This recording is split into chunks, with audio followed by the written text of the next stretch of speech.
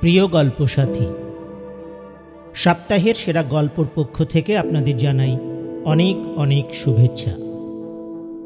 আশা করি আপনারা সকলে খুব ভালো আছেন। বাংলা সাহিত্যের ভাণ্ডার থেকে আরেকটি ভালো লাগার গল্প, ভালোবাসার গল্প নিয়ে আমরা চলে এসেছি আপনাদের কাছে। আজ আমরা আপনাদের জন্য বাছাই করে এনেছি প্রখ্যাত সাহিত্যিক রমাপদ চৌধুরীর অন্যতম সেরা গল্প খুনি বউ। গল্পটি পাঠের অনুমতি প্রদানের জন্য লেখক কন্যা মহুয়া সামন্তের কাছে আমরা আন্তরিকভাবে কৃতজ্ঞ। আপনাদের কাছে একটি অনুরোধ, এই উপস্থাপনা ভালো লাগলে লাইক এবং শেয়ার করার পাশাপাশি আপনার মতামত লিখে জানাতে ভুলবেন না। যারা এখনও সাবস্ক্রাইব করেননি বা আমাদের চ্যানেলে নতুন এসেছেন তাদের কাছে অনুরোধ, আমাদের চ্যানেলটিকে সাবস্ক্রাইব করে আমাদের উৎসাহিত করবেন, আরও অনেকটা পথ চলতে আমাদের সাহায্য করবেন। আর অবশ্যই বেল আইকনটি প্রেস করুন, আমাদের পরের পোস্টের নোটিফিকেশন আপনাদের কাছে পৌঁছে যাবে। শুনুন সুশীল মজুমদার ক্রিয়েশনসের নিবেদনে আজকের ভালো লাগার গল্প, ভালোবাসার গল্প রমাপদ চৌধুরীর খুনি বউ।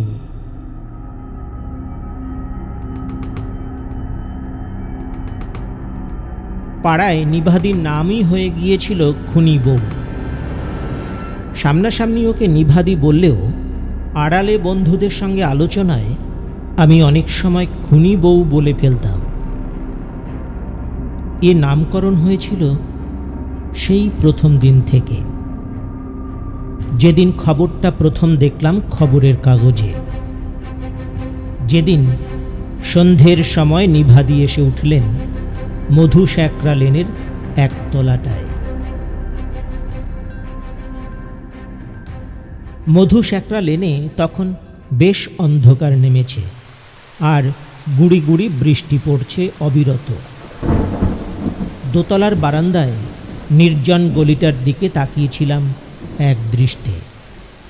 গলির মোড়ে শুধু একটা বাছুর দাঁড়িয়ে দাঁড়িয়ে ভিজছিল, আর অন্ধকার গলিটার বাঁকে বাঁকে লাঠিতে থুতনি রেখে পাহারাদার সিপাহী যেমন দাঁড়িয়ে দাঁড়িয়ে ঘুমোয়, তেমনইভাবে মাথায় আলোর পাগড়ি বেঁধে গোটা পাঁচেক গ্যাস পোস্ট দূরে দূরে দাঁড়িয়ে ঢুলছিল। রাস্তায় জমা হাঁটু জল পার হয়ে ঠুন ঠুন করতে করতে এগিয়ে গেল একটা রিক্সা। বৃষ্টিতে ভেজা পিচের রাস্তাটা গ্যাসের আলোয় চকচক করছিল, তার উপর আরও এক ছটা আলো এসে পড়ল। ফিরে তাকিয়ে দেখলাম ফাঁসুরে জজের জানলায় আলো জ্বলছে। রাস্তাটার মতোই জজ সাহেবের চকচকে টাকটা চোখে পড়ল। একরাশ বই আর খাতাপত্তরের উপর ঝুঁকে পড়ল তার মাথা। ঘটনাক্রমেই বলতে হবে, হঠাৎ শুনলাম খুনি রতন চাঁদের বিচার হবে ওই পড়শি জজ সাহেবের আদালতে। উকিল মোক্তাররা যার নাম দিয়েছে জল্লাদ, আর অগন্তি ফাঁসির হুকুম দেবার জন্যে পাড়ার ছেলেরা যার নামকরণ করেছিল ফাঁসুরে জজ, এই জজ সাহেবের টাকের ওপর চোখ রেখে ভাবছিলাম রতন চাঁদের কথা।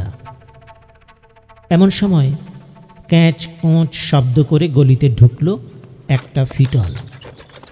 জিরে জিরে ঘোড়া আর নড়বড়ে গাড়িটা জল ঠেলে ঠেলে এগিয়ে এলো, এসে থামল রতন চাঁদের একতলাটার সামনে। চারপাশ তার ঢাকা, ভেতরে আরোহী কেউ আছে কি নেই বোঝা দায়। গাড়ি থামিয়ে কচুয়ানটা নামল এক লাফে, সরিয়ে দিল তেরপলের ঢাকা ঢুকি। পরক্ষণেই বুড়ো গোছের এক ভদ্রলোক নেমে কপাটের তালা খুললেন, ফিরে এসে ভাড়া চুকিয়ে দিলেন ফিটনের। আর সঙ্গে সঙ্গে কেবল একটি বাচ্চা ছেলে নিয়ে যিনি নামলেন তিনিই নিভাদি। অল্প ঘোমটার আড়ালে ফর্সা এক টুকরো মুখ, শ্বেত শঙ্খের মতো মসৃণ সাদা দুখানি হাতে সরু সরু কয়েক গাছা চুড়ি, এইটুকুই, আর কিছু না। ধীর পায়ে ঘরে ঢুকে আলো জ্বাললেন নিভাদি। জিনিসপত্র হাতে নিয়ে বুড়ো ভদ্রলোক চোখের আড়ালে চলে গেলেন। কপাট বন্ধ হল। মনে রহস্য পুষে রাত কাটল, আর ভোরবেলাতেই জবাব পেলাম তার। মুখ হাত ধুয়ে রাস্তার দিকে বারান্দায় এসে দাঁড়াতেই দেখলাম রতন চাঁদের একতলার জানলায় দাঁড়িয়ে নিভাদি। দেখলাম উদাস দৃষ্টি মেলে জানালার গরাদে গাল চেপে ঠায় দাঁড়িয়ে আছেন নিভাদি। চোখ তাঁর ফাঁসুড়ে জজের জানালায়। বিকেলে আপিস থেকে ফেরবার সময় অজান্তে চোখ গেল সেদিকে। দেখলাম ছেলেটা হাঁটু জড়িয়ে ধরে কাঁদছে, অথচ খেয়াল নেই নিভাদির। গায়ে আধ ময়লা একখানা শাড়ি, চুলে চিরুনি পড়েনি, মুখে কেমন একটা বিষাদের ছায়া। এক দৃষ্টে ফাঁসুড়ে জজের জানালার দিকে তাকিয়েছিলেন নিভাদি। আমাকে লক্ষ্য করেননি। এগিয়ে গিয়ে বললাম, এলেন নিভাদি? মনে হলো যেন একটা গভীর দীর্ঘশ্বাস লুকিয়ে রাখলেন। চোখে চোখ ফেলতে পারলেন না, শুধু মাথা নেড়ে বললেন, হ্যাঁ। কথা খুঁজে না পেয়ে দাঁড়িয়েছিলাম কিছুক্ষণ।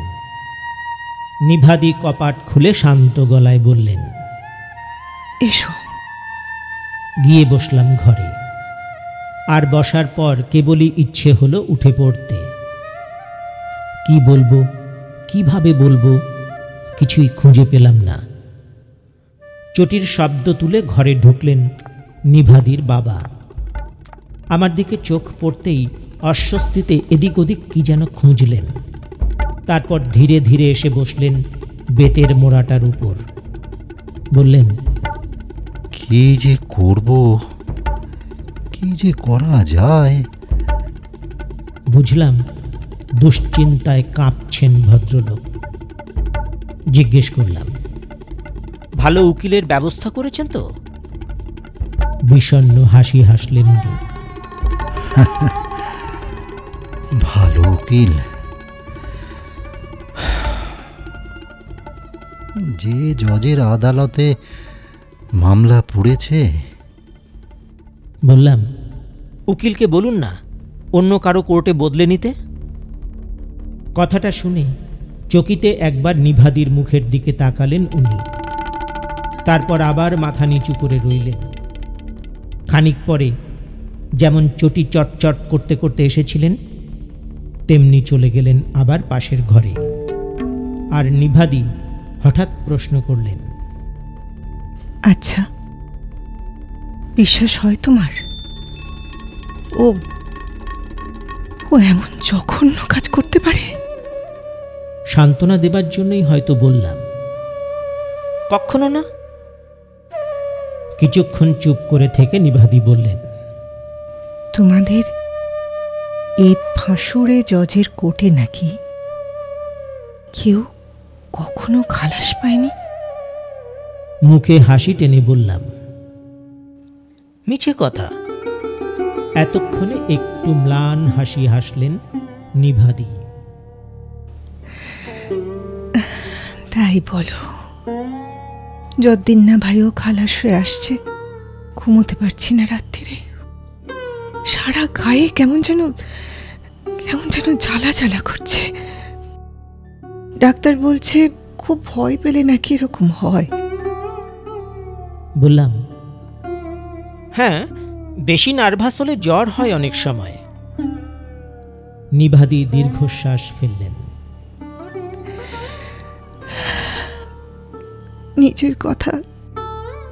নিজের কথা তো ভাবছি রে ভাই। নিভাদির গলার স্বরে যেন চোখের জল মিশল। বললাম, ভাববেন না নিভাদি, নির্দোষ লোককে কি শাস্তি দিলেই হলো? নিভাদি আশঙ্কায় চোখ তুলে বললেন, হ্যাঁ ভাই, জজ যদি ভাবে ও সত্যিই দোষী, তাহলে তাহলে কি ফাঁসি হবে? হেসে হালকা করার চেষ্টা করলাম। বললাম, ফাঁসি? না না, ফাঁসি হবে কেন? বললাম বটে, কিন্তু মনে মনে বেশ জানতাম মিথ্যে সান্ত্বনা দিচ্ছি নিভাদিকে। আর কোনো দিন ভোরবেলায় ঘুম থেকে উঠে আপিস থেকে ফেরবার সময় অথবা রাত্রিরে শুতে যাবার আগে নিভাদিকে জানলার ধারে উদাস ম্লান চোখ মেলে ফাঁসুড়ে জজের বাড়ির দিকে তাকিয়ে থাকতে দেখে মনে প্রশ্ন জাগত, এও কি সম্ভব? স্বামীর সম্পর্কে কি এতটুকু সন্দেহ নেই নিভাদির মনে? সত্যি কি তার ধারণা রতনচাঁদ নির্দোষ? নাকি সব জেনে শুনেও রতনচাঁদকে ক্ষমা করেছেন নিভাদি? একটি মেয়ের সঙ্গে ঘনিষ্ঠতা জন্মেছিল রতনচাঁদের। ঘনিষ্ঠতা থেকে প্রেম, প্রেম থেকে প্রবৃত্তি। তারপর হঠাৎ কলঙ্কের বিভীষিকা দেখেছিল রতনচাঁদ। সেই কলঙ্ক অপসারণের স্থূল পথের সাহায্য নিতে গিয়েই কি না কে জানে মৃত্যু ঘটে মেয়েটির। এমন একটি নৃশংস ইতিহাসের নায়ক রতনচাঁদ। এ খবর জানার পরেও কি করে স্বামীকে ক্ষমা করলেন নিভাদি? ক্ষমা? না, ক্ষমার চেয়েও আরও অনেক মহৎ গুণ বলতে হবে। চোখের সামনে দিনের পর দিন দেখলাম নিভাদির সুস্থ সুন্দর মুখে রোগপাণ্ডুর দুশ্চিন্তার ছায়া নামছে। শরীর শীর্ণ হয়ে চলেছে দিনে দিনে। স্নিগ্ধ যৌবন মুখে নামছে রুগ্ন বিষণ্ণতা। নিভাদির বুকের ভেতর দিনরাত যে আশঙ্কার আগুন জ্বলত তা তাঁর চেহারাতেই প্রকাশ পেত। নিভাদির বাবাও বুঝতেন সব। দুঃখ করে একদিন বললেন, জামাইকে হয়তো বাঁচাতে পারবো, কিন্তু মেয়ে বাঁচবে না, আমি জানি। সত্যিই তাই। প্রতিদিন সকালে ফাঁসুড়ে জজ গাড়ি চেপে কোর্টে যেতেন। প্রতিদিন বিকেলে ফিরে আসতেন যথারীতি। বোধহয় লক্ষ্য করতেন না তিনি ওপাশের একটি একতলা বাড়ির জানালায় ব্যথায় ভরা দুটি চোখ তাঁর দিকে তাকিয়ে থাকে। আশায় আশায় দিন গোনে। যদি কোনোদিন চোখে চোখ পড়ে তাহলে হয়তো ওই এক জোড়া কান্না ভরা চোখের দৃষ্টিতে স্বামীর প্রাণ ভিক্ষা করে অনুরোধ জানাবেন নিভাদি। আর এই দুশ্চিন্তার প্রতীক্ষায় দিনে দিনে দেখতাম ক্রমশই রোগা হয়ে যাচ্ছেন নিভাদি। মুখে ফুটছে রুগ্ন কুঞ্চন, শরীরে অবহেলা। শুধু কি তাই, রতনচাঁদকে বাঁচাবার জন্যে নিজের বাঁচবার মতনও কিছু আর অবশিষ্ট রাখলেন না নিভাদি। নিভাদির বাবাই খবরটা ভাঙলেন একদিন। বললেন,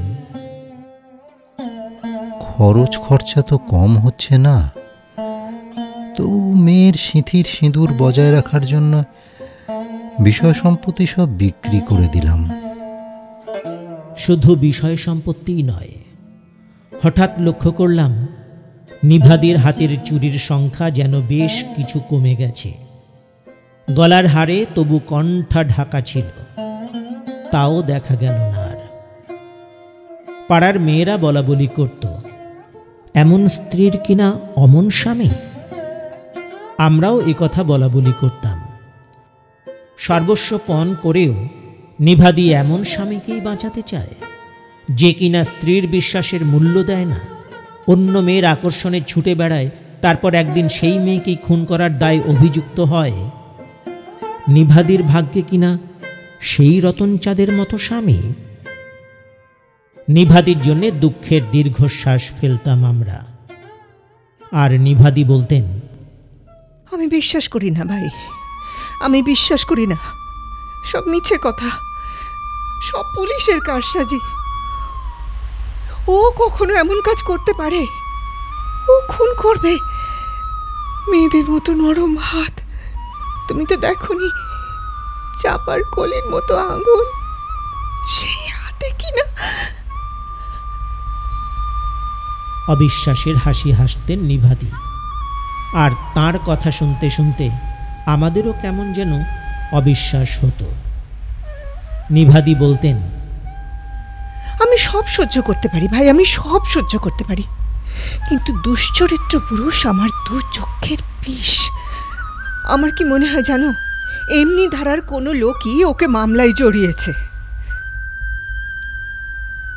রতনচাঁদকে মামলায় কে জড়িয়েছিল তার খোঁজ না পেলেও দিনে দিনে মামলার বিবরণ পেতাম নিভাদির বাবার কাছে, কখনো বা খবরের কাগজে। আর বুঝতে পারতাম বিষয় সম্পত্তি, নিভাদির হাতের চুড়ি, গলার হার বিক্রি করা টাকায় যে উকিল লাগানো হয়েছিল তার বুদ্ধির প্যাঁচে মামলাটাও কম জড়িয়ে যায়নি। তারপর একদিন শুনলাম রতনচাঁদের মামলার রায় বেরুবে। রতনচাঁদ ছাড়া পাবে এ কথা কেউ ভুলেও আমরা ভাবিনি। নিভাদি ছোট্ট ছেলেটাকে কোলে নিয়ে ফিটনে উঠে বসলেন। নিভাদির বাবার সঙ্গে সঙ্গে আমিও গাড়িতে উঠলাম। মনে তখন শুধু ভয়, শুধু আশঙ্কা। আগে থেকেই এক ডাক্তার বন্ধুকে বলে রেখেছিলাম আদালতে উপস্থিত থাকবার জন্যে। হয় ফাঁসি, আর নয়তো দীর্ঘদিনের কারাদণ্ড। আর রায় শুনেই হয়তো নিভাদি অজ্ঞান হয়ে পড়বেন, ভয় ছিল মনে। সেদিনই হয়তো প্রথম মনে মনে একান্তভাবে ভগবানের কাছে প্রার্থনা করেছিলাম।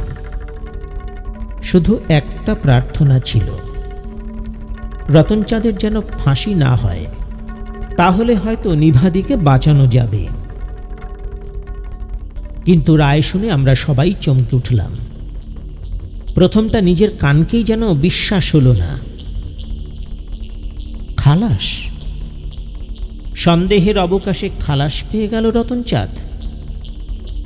এক মুখ হেসে উঠে ফিরে তাকালেন নিভাদি, আর নিভাদির দুই চোখ বেয়ে ঝরঝর করে জল গড়িয়ে পড়ল।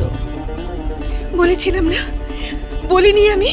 সব মিথ্যে, সব সব সব মিথ্যে। শুধু রতনচাঁদ কোনো কথা বললে না। এক কোণে জানালার বাইরে মুখ গলিয়ে দিয়ে বসে রইল ও। বুঝলাম লজ্জায় মুখ দেখাতে পারছে না ও। রাত্রিরে বিছানায় শুয়ে শুয়ে ভাবলাম, মানুষের জীবনে যদি কোনো সত্যিকারের আনন্দের রাত থাকে তো নিভাদি সে আনন্দের স্পর্শ পেলেন এতদিনে। ভাবলাম সকাল বেলাতেই রতনচাঁদকে জানিয়ে আসব কতখানি ত্যাগ আর দুঃখ বরণের মধ্য দিয়ে, কত গভীর বিশ্বাস আর প্রেমের হাতিয়ার নিয়ে নিভাদি তাকে বাঁচিয়ে তুলেছেন। কিন্তু হট্টগোল শুনে ভোরবেলাতেই ঘুম ভেঙে গেল। শুনলাম, শুনে স্তম্ভিত হয়ে গেলাম। এও কি সম্ভব? রতনচাঁদ বিষ খেয়েছে, বিষ খেয়ে আত্মহত্যা করেছে রতনচাঁদ। শুনলাম নিভাদি নাকি আবোল তাবোল কি সব বলছেন। নিভাদি পাগল হয়ে গেছেন। দেখা করতে গেলাম। বোবা চোখ মেলে আমার মুখের দিকে অনেকক্ষণ এক দৃষ্টে তাকিয়ে রইলেন নিভাদি। তারপর হঠাৎ খিলখিল করে হেসে উঠে বললেন,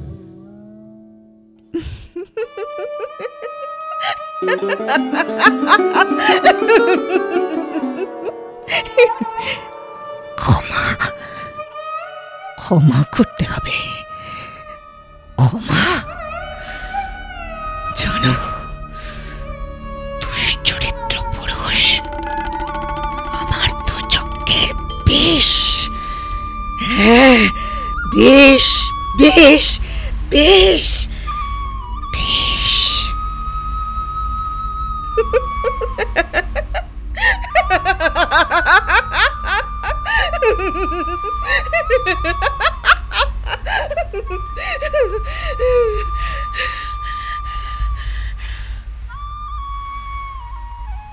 খিলখিল করে আবার উন্মাদের মতো হেসে উঠলেন নিভাদি। আর তার বিষের মতো নীল এক জোড়া চোখে হাসি দেখে ভয় পেলাম। প্রিয় গল্প সাথী, আজ শুনলেন প্রখ্যাত সাহিত্যিক রমাপদ চৌধুরীর খুনি বউ। গল্প পাঠে সুশীল মজুমদার, অরিজিৎ বন্দ্যোপাধ্যায়, শ্রাবণী বণিক। এই উপস্থাপনা ভালো লাগলে লাইক এবং শেয়ার করার পাশাপাশি আপনার মতামত লিখে জানাতে ভুলবেন না। পরের উপস্থাপনা নিয়ে খুব শীঘ্রই উপস্থিত হব আপনাদের কাছে।